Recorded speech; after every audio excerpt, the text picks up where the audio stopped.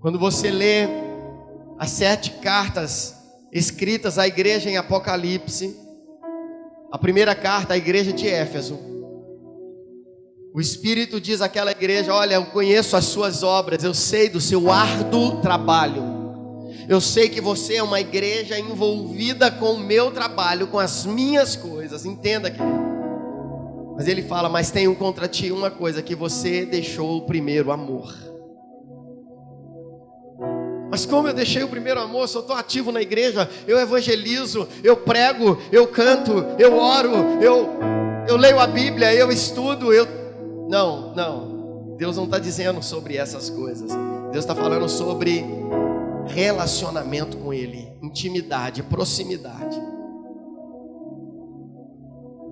E eu vou te confessar uma coisa: para mim, o melhor momento de relacionamento com Deus é exatamente o momento que eu não estou fazendo nada senão estar com Ele.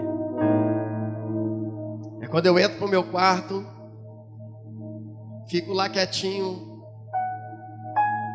A Áquila está fazendo as suas atividades, as meninas estão fazendo as suas atividades, a Sofia está. E lá na minha cama, no meu quarto, eu viro para ele e falo: Jesus, vem cá. Deixa eu te dar um cheiro. Fica aqui pertinho de mim. Deixa eu te sentir mais uma vez. Deixa eu te tocar mais uma vez. Deixa eu ser tocado pelo Senhor.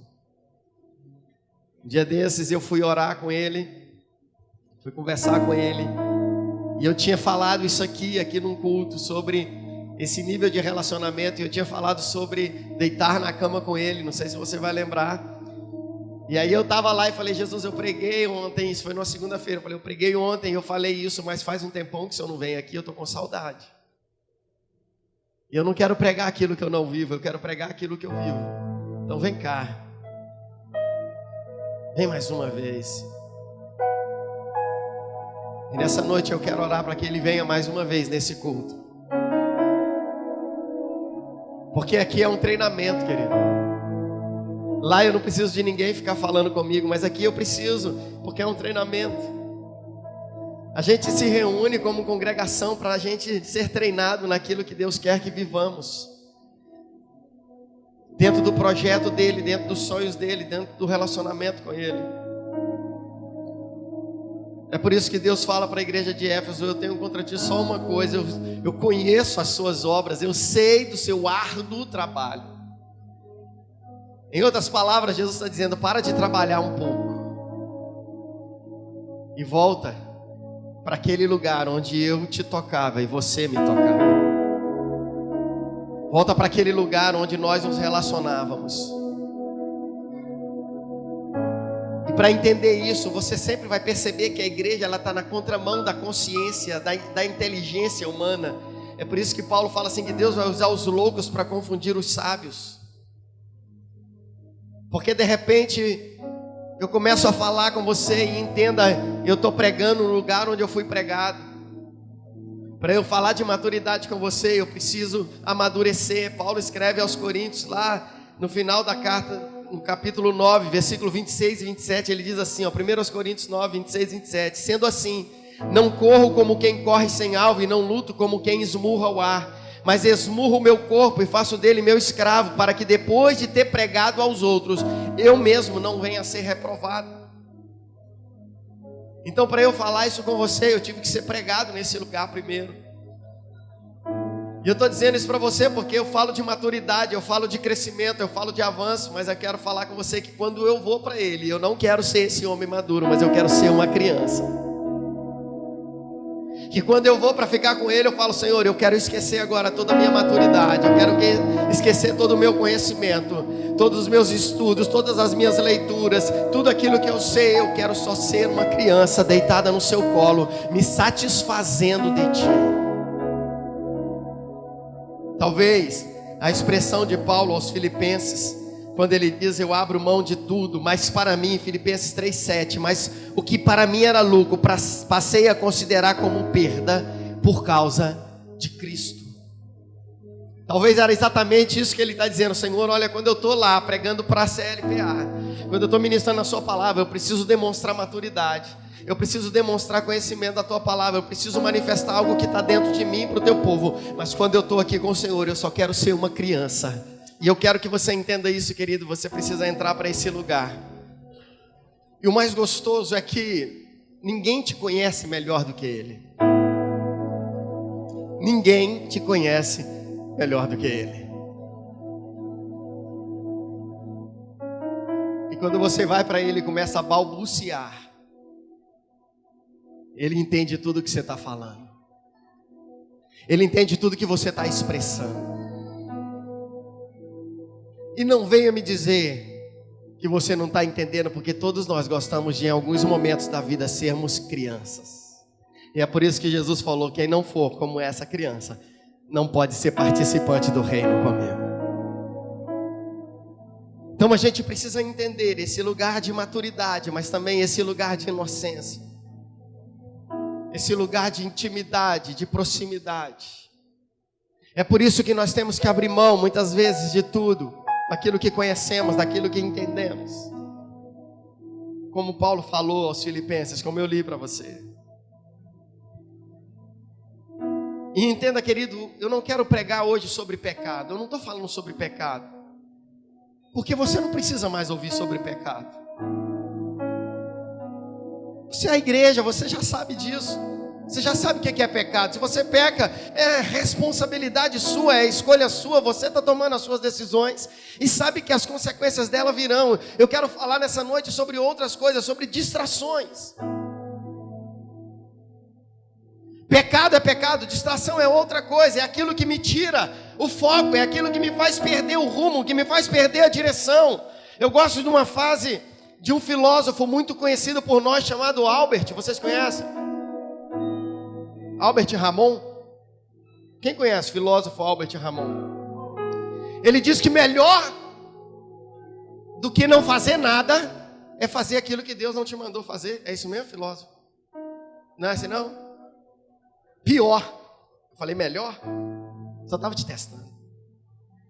Pior do que não fazer nada é fazer aquilo que Deus não te mandou fazer.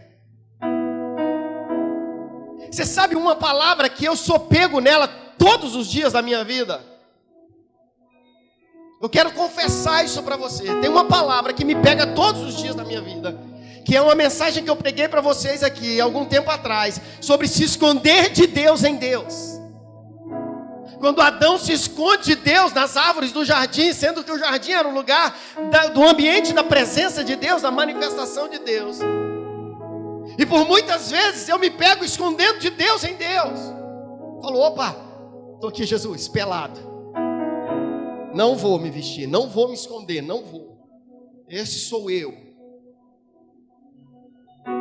Então você precisa entender, querido, esse lugar em Deus, para que você seja construído, transformado, para que o amor dele tome forma em você.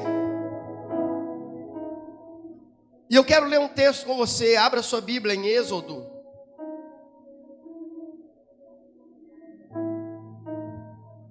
Capítulo 5. Do versículos 1 ao versículo 9. Depois disso, Moisés e Arão foram falar com Faraó e disseram: assim diz o Senhor, o Deus de Israel: deixe o meu povo ir para celebrar uma festa no deserto. E o Faraó respondeu: quem é o Senhor, para que eu lhe obedeça e deixe Israel sair? Não conheço o Senhor e não deixarei Israel sair. E eles insistiram: o Deus dos hebreus veio ao nosso encontro.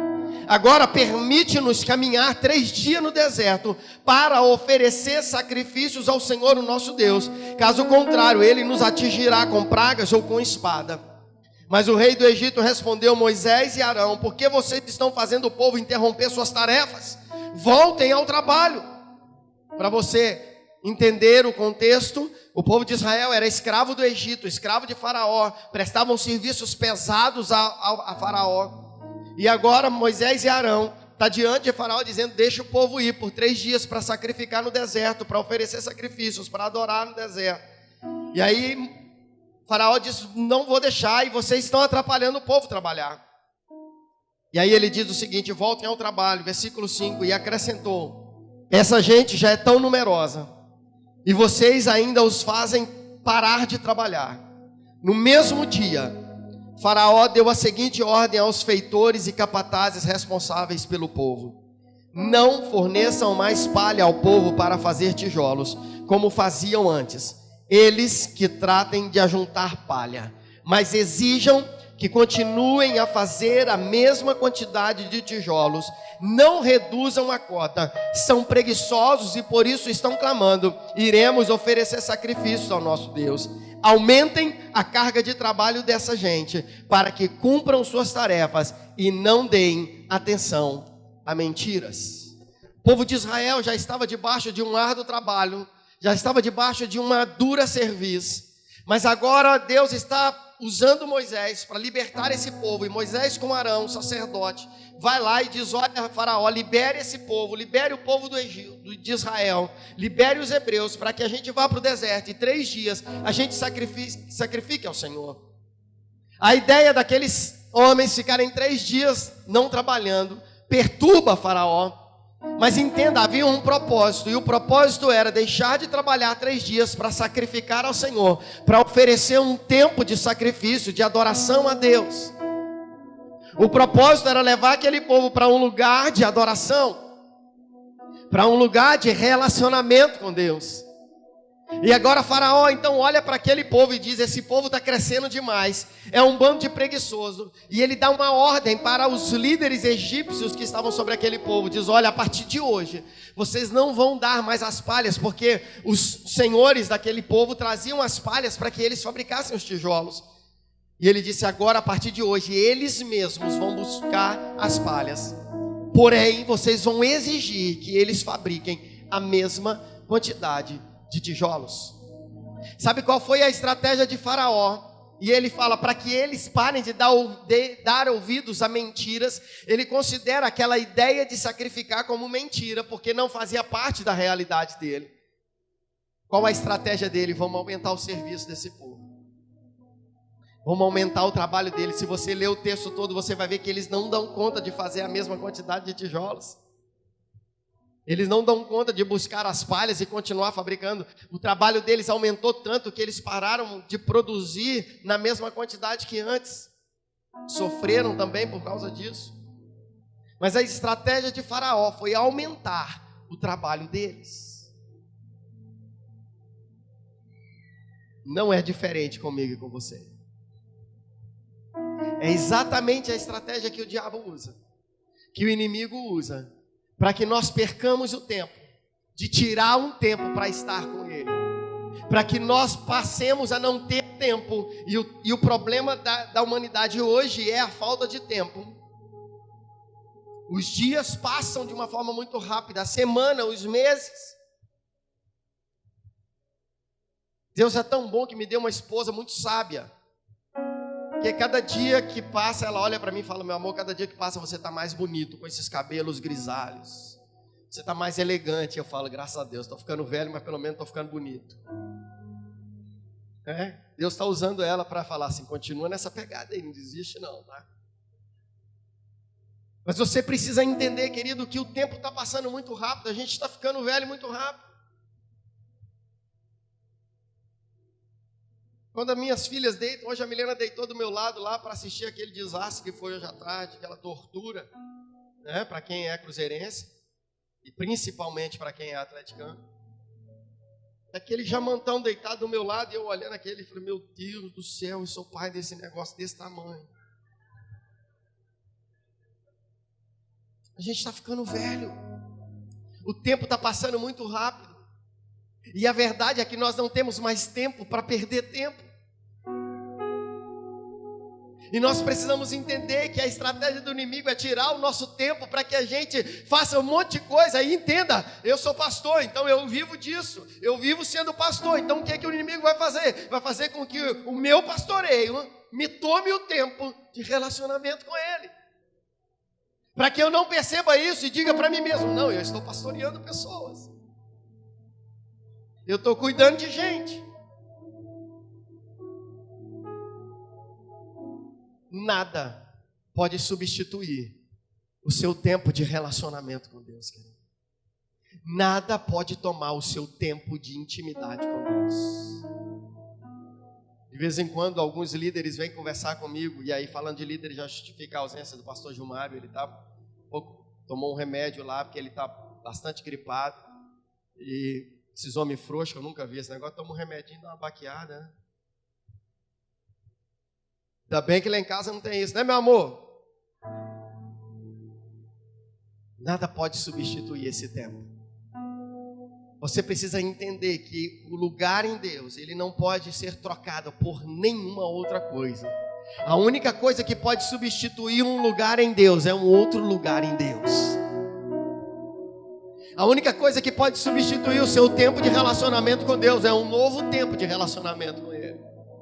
A única coisa que pode trocar, que você pode mudar do seu tempo de intimidade relacional com Ele, é um novo tempo de intimidade relacional com Ele, mais intenso, mais profundo, mais perto. Amém? E nessa noite, querido, a minha oração é que Deus acenda uma chama aí dentro de você, um fogo, um desejo ardente de se relacionar com Deus. Eu estava falando sobre líderes que vêm até a mim, às vezes para me ajudar. Pastor, eu queria, né, uma palavra. E muitas vezes, em muitos momentos, em alguns momentos, a palavra é para. Para tudo. Para de pastorear. Para de cuidar de gente. Deus quer ter um relacionamento com você e Ele não está tendo tempo para isso. Se sua vida está agitada demais, eu quero dizer para você nessa noite, para. Isso também é maturidade, quando eu sei o momento certo de parar. Quando eu sei o momento certo de dizer, espera aí um pouquinho, deixa eu ficar no meu cantinho, só eu e Ele. Só eu e Ele. A história de Sansão é uma história de distração. A parábola, a história que Jesus conta sobre a parábola da grande ceia é uma história de distração. Jesus começa a contar e diz, olha, um homem muito rico preparou uma grande ceia e chamou alguns convidados e mandou os seus servos ir convidar algumas pessoas. E ele chegou perto de um e diz, olha, o meu Senhor está te chamando, ele está fazendo uma grande ceia, um grande banquete, vamos lá participar comigo, com ele. E um disse para ele, eu não posso porque eu comprei um campo e eu tenho que ir lá examinar esse campo. Ele vai a outro, e o outro diz, eu não posso porque eu comprei algumas juntas de boi e eu preciso lá verificar essas juntas de boi. Ele vai até outro, o outro diz, eu não posso porque eu me casei, eu preciso ver o meu casamento, eu preciso cuidar do meu casamento. Distrações. Quando os servos chegam para o Senhor e dizem, olha, eles não quiseram vir porque eles estão ocupados. Mas eu comprei um campo, isso é uma bênção financeira, é uma conquista, ei! Há poucos dias Deus deu uma palavra que Ele iria promover algumas pessoas. Quem lembra disso? Vocês precisam lembrar mais daquilo que Deus tem falado aqui.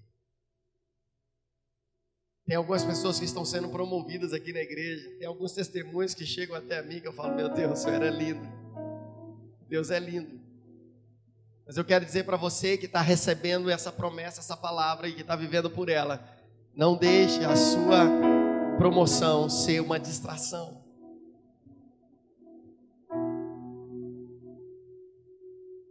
Quantos empresários e quantos sonhadores que sonham em ter uma empresa aqui na igreja? Levanta a mão assim. Deixa eu dizer uma coisa para vocês. Eu tive uma visão. E eu vi uma grande empresa. E quando eu olhava de fora, uma fachada muito bonita. Era uma loja. Não vou falar de quê, porque eu vi de que era. Eu vi de quem era. E o Senhor falava comigo no sonho, olha o que eu dei para o meu filho.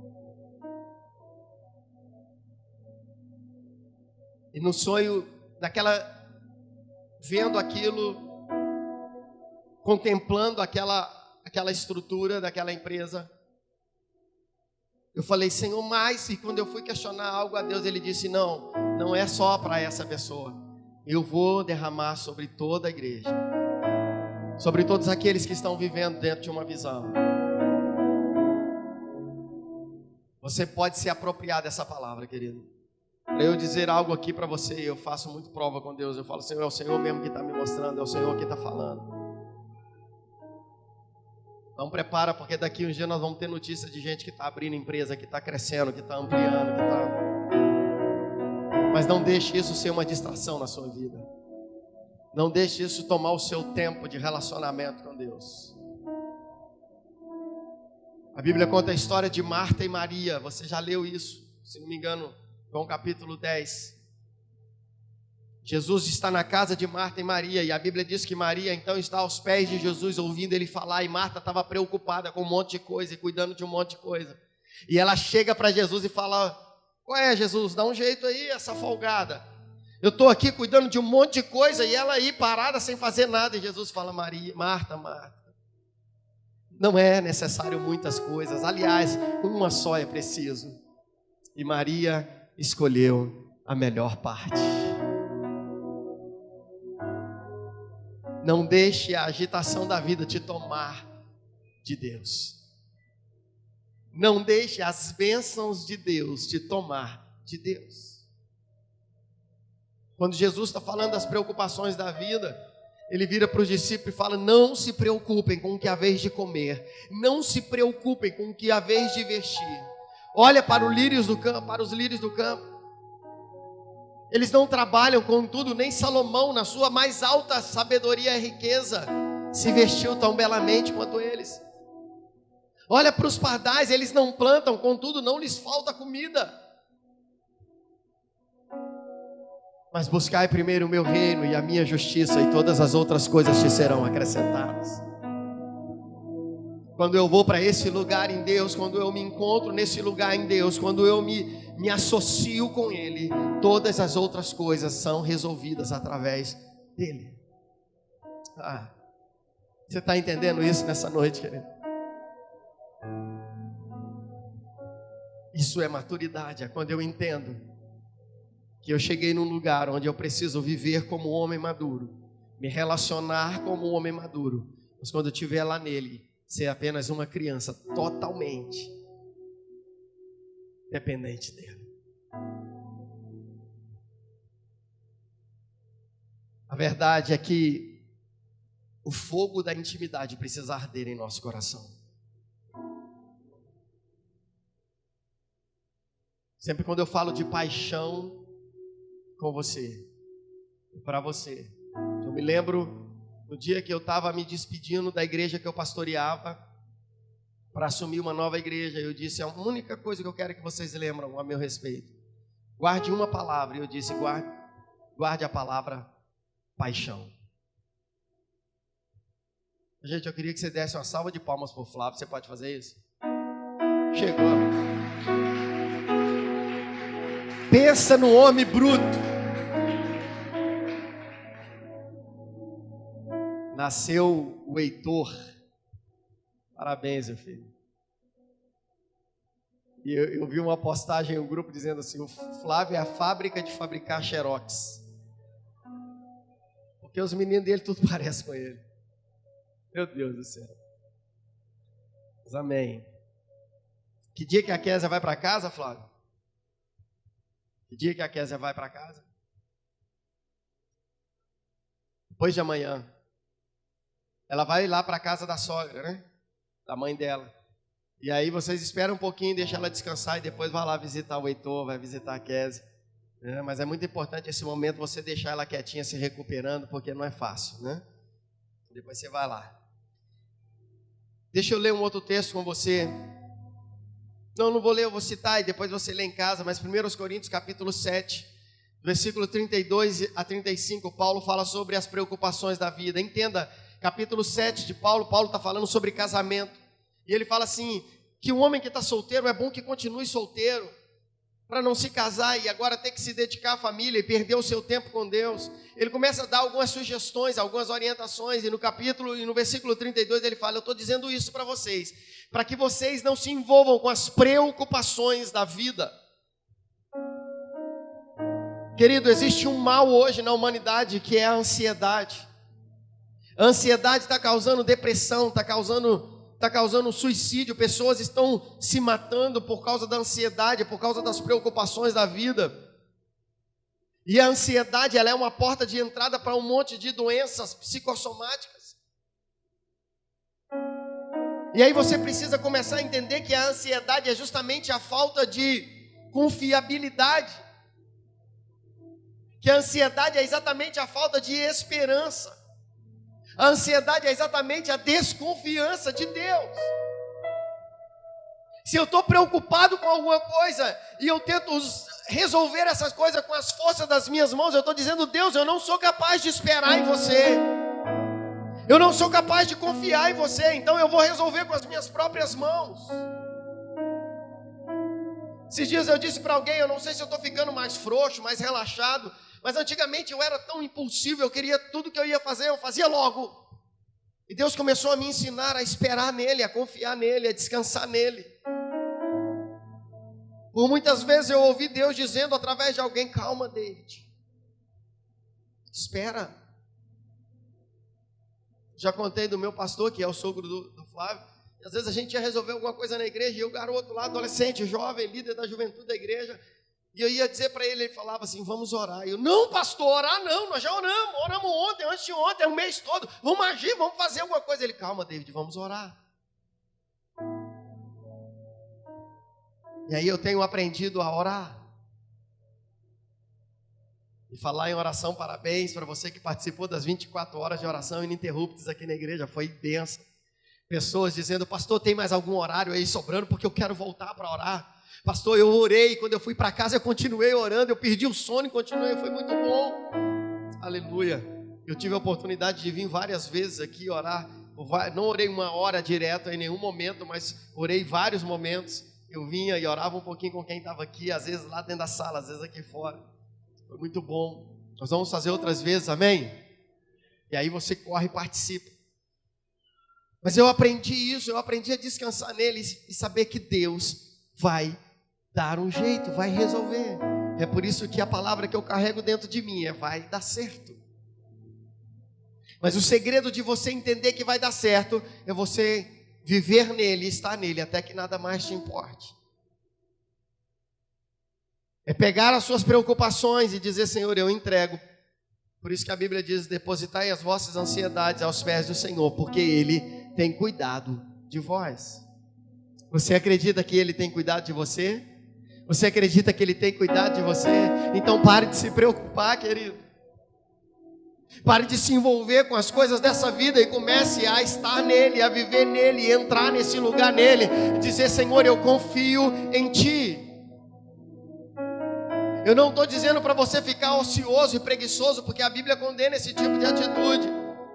Eu disse para você no domingo passado, quando a gente estava voltando de Mantena, e eu disse: as bênçãos vão me alcançar, mas as bênçãos vão me alcançar lá, e eu preciso estar lá, no lugar certo, na hora certa, para que a bênção me alcance. Eu não estou mandando você cruzar os braços, eu estou dizendo: se mova, mas se mova na direção certa, do jeito certo, fazendo a coisa certa, e se mova principalmente nele, até que nada mais me importe, até que nada mais te importe, até que você não seja tomado. Alguém ontem na reunião de jovens que aconteceu ontem à noite me disse: pastor, eu lembrei do barquinho. E eu lembro quando eu falei do barquinho, e que se você deixar a correnteza te levar, você não precisa se esforçar, você vai embora. Mas o problema da gente é olhar para os lados, Albert, e querer o que está lá na margem. E aí eu preciso desprender força para ir até lá. É muitas vezes o problema da gente olhar para trás, e eu tenho que desprender força para remar contra a maré, contra a correnteza. O segredo é você andar na onda do Espírito. Para onde Ele estiver levando você, você vai. Ainda que você tenha que tomar decisões que te doam, ainda que você tenha que tomar decisões que firam a sua própria vontade, mas entenda, há um texto bíblico que eu me aproprio dele todos os dias da minha vida, que diz: agrada-te do Senhor e Ele satisfará os desejos do teu coração. Existem desejos aqui dentro, íntimos, que só eu e Deus sabemos.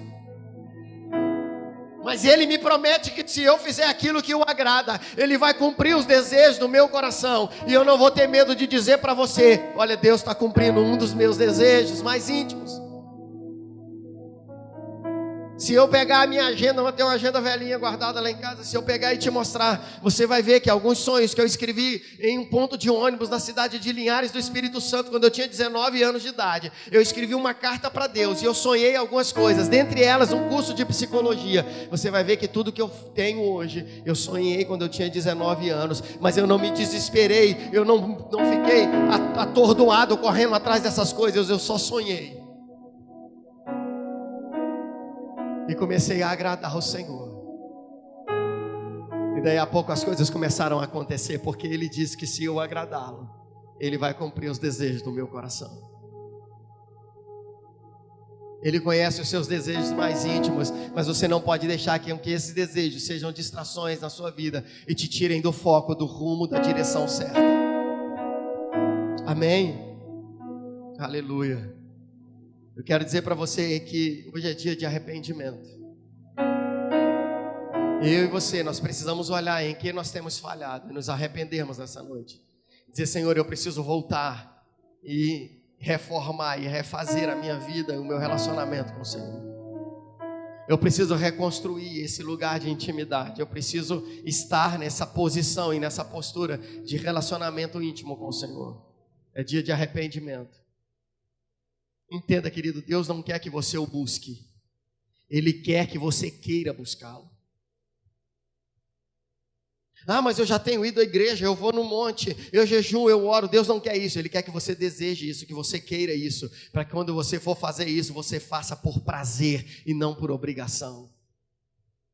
Para que você faça não porque tem alguém te olhando, como os hipócritas fariseus faziam. Por isso que Jesus fala: não sejam como eles, que vão para as praças com o rosto desfigurado, com o cabelo despenteado, para mostrar que estão jejuando. Quando vocês quiserem fazer alguma coisa, faça assim: entra para o teu quarto, fecha a tua porta e fala com o seu pai em secreto, porque em secreto Ele te recompensará. Uou!